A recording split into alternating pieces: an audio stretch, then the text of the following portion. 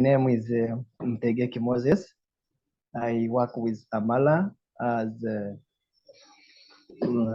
diploma facilitator.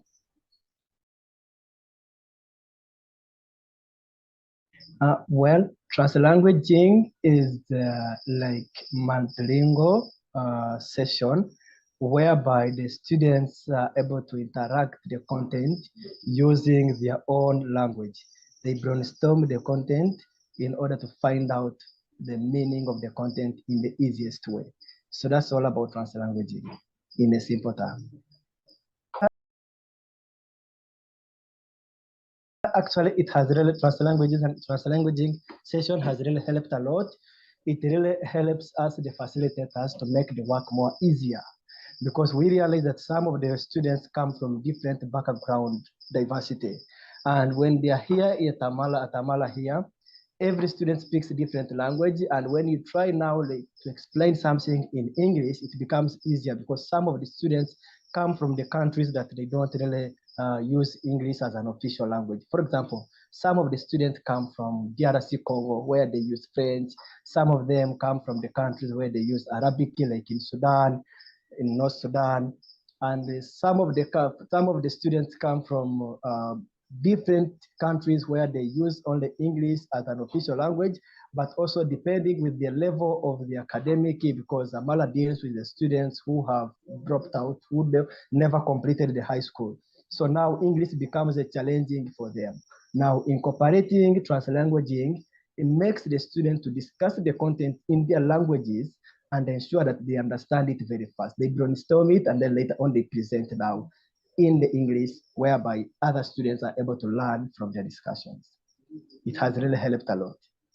In most cases, like here in Kenya, students use the languages that are being spoken here is English and Kiswahili. And some of the students who come from other countries, like in South Sudan, they don't know anything related to Kiswahili.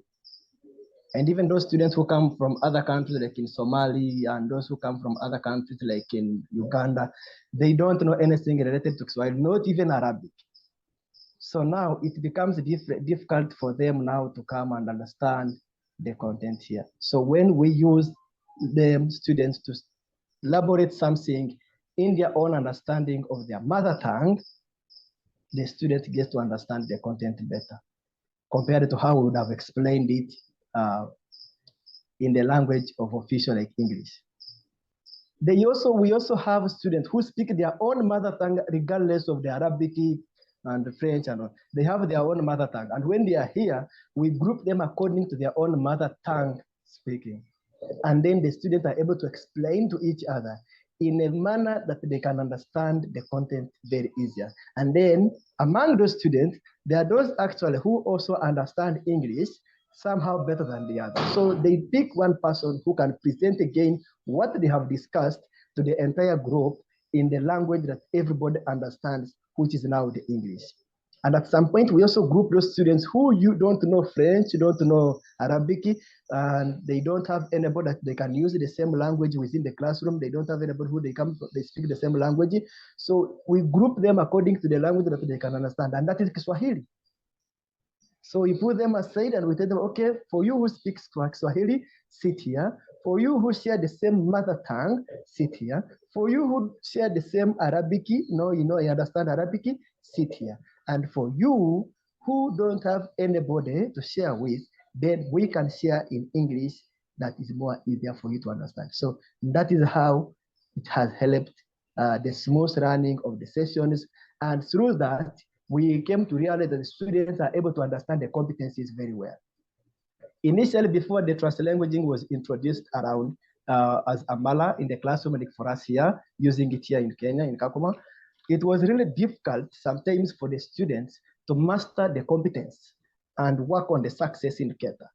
But now we came to realize that this is something that is making them to understand the course. And we came to realize that the students are not really, they have that ability to perform, to work on the competence, but they fail to understand what it means all about. And with the discussion from the classroom through the sessions and all these assessments that are given, and then we'll allow them to discuss in the language that they understand each other, then the students are able to learn from one another. The skills of communication, the skills of cultural background, understanding each other, the skills of diversity, and also promotes the thinking capacity of the students because they discuss something that actually they really understand better. It is easier now the student to develop the artifact in his own language and then translate it now, which makes the work more easier rather than the student starting from the scratch, developing something in English. And we also have a student she was at the age of failing because it was really hard for her to understand the competence and work on the success indicator. And I came to realize that this was all about starting from the classroom, whereby she couldn't understand the concept, the content. It was difficult for her to understand the concept. So we started to work on that, on the translanguaging. And as we speak right now, before now completing the cohort 3, she was able to write everything in English. And now as we speak, she is going to graduate. The other benefit is that the students are able to understand each other's cultural background. It reminds them of their cultural background and gives them a sense of proudness about speaking their language. And you know how it feels when somebody speaks the language the native language, a language of his or her own mother tongue. It gives that pride. And for the students here, they are able to embrace that diversity.